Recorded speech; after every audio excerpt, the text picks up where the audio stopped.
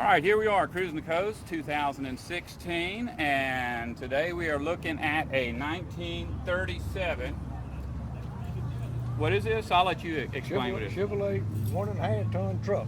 1.5 ton Chevrolet truck. So we got a 1.5 ton Chevrolet truck, and what's that on the back of it? Well, that's a fuel tanker, gasoline fuel hauler, Gasoline fuel hauler. and it's all homemade. And Somebody in Texas made it. you've been here a couple of days, right? Right. So how many of these have you passed as you're trying to park? It's the first one I've ever seen. Yeah, that's right. I'd have to say this is the first one I've ever seen as well. But there's a little bit of a story behind that. You said you don't really know a whole lot of the history, but what little bit of the history you know? Well, a little bit of the history of what I know is that I bought it from a guy in Texas, and I met him camping, and I found out he had this old truck. He had photographs of it, and I fell in love with it. He talked about getting rid of it, and we made a deal, and last November, I purchased it from him. He's 85 years old. He knew he was never going to do anything with it. Mm-hmm. So he just tickled death to let me have it. Did it just start up, or did you have to do a lot of work to get it to? I drove it on the trailer. I had to do some brake work and a little bit of electrical work, and that's all. Mm-hmm. And other than that, I just left it alone. And it's just a piece of rolling history, and that's the way I want to leave it. Yeah, I noticed you haven't gone back and restored it or any of that kind of stuff. The tanker has been painted. The guy that I bought it from painted the tank. Mm-hmm. And he was going to do the truck, but he just never did get around to it. But Tell you what, it's not a bad job on that tank, because anytime you do something really big, it's hard to get it shiny from one end to the other. At least that's my experience. I used to paint cars. I think it looks better the way it is, especially the truck. You know, it's rusty, but yet it tells a story. 78 years old. Oh yeah, and it's fun to climb up inside of this thing and pretend like you're operating all the controls. Yeah, that's why I got that sign to climb in and sit down and take a trip back to 1937. The kids love to climb in it, and I like for kids to climb in it because if we keep them interested in it, the hobby will stay alive.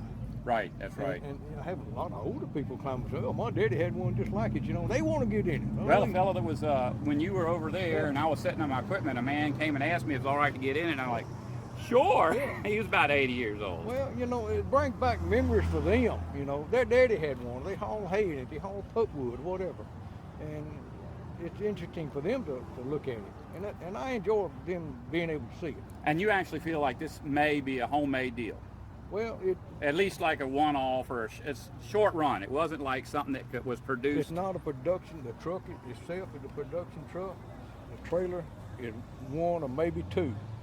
Possibly two trailers that were built like that. Right, you were telling me there was a number 2 on the back of this that make you think that there might be a number 1 out there somewhere, or at least at one time. And it's in West Texas. You know, I don't know where in the world it's at. But well, another thing that was leading you to believe this might be homemade, you were showing me some of the design aspects of this, and in particular this wheel cover. Yeah, this is made out of 55-gallon barrel.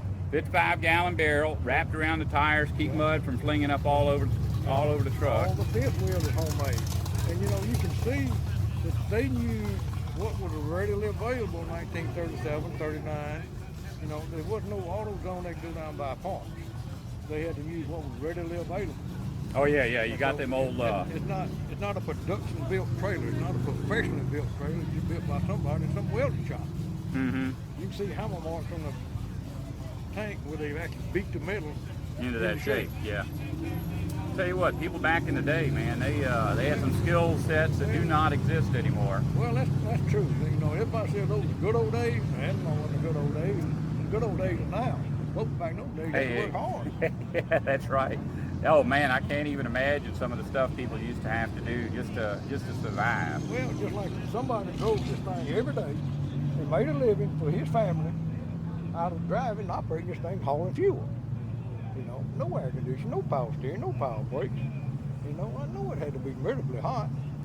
You know, but that's what you had to do to feed your family back in those days.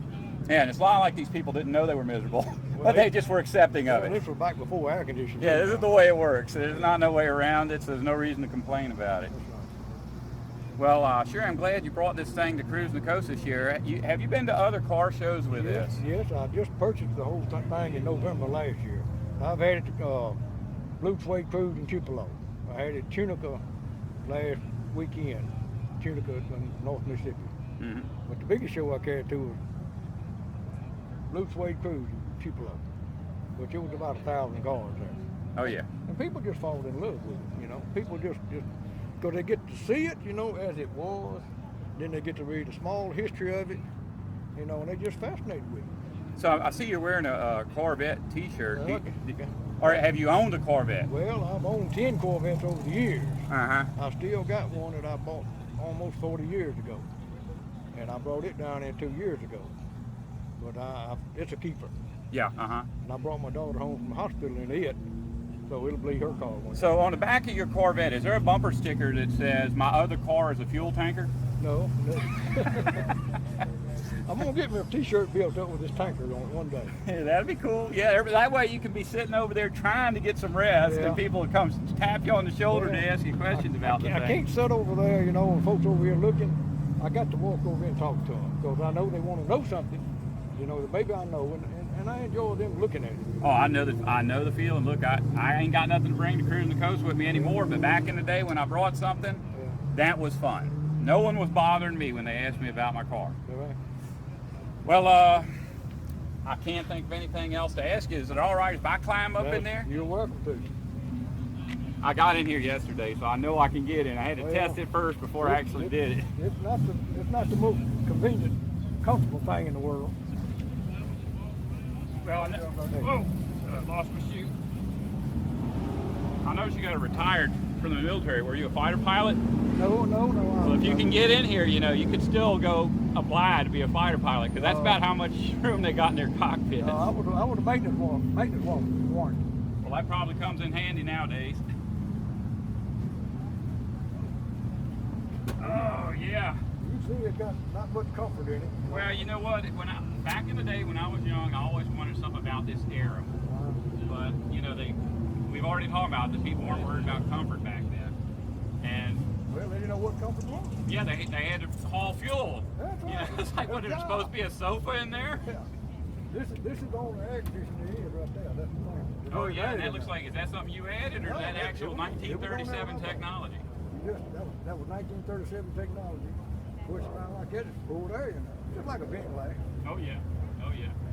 Man, well I tell you what, I love it. Oh, I can't say I wish I had one, because if I did, it'd be parked 365 days a year. Have one day to come out to this. It's just like a barbecue pit. You can't ever fill it up with money. There you go. But I bet it'll take some money out of you. Well, I enjoy it. You know, I enjoy it. Well, we enjoyed taking a look at it. Thanks a lot.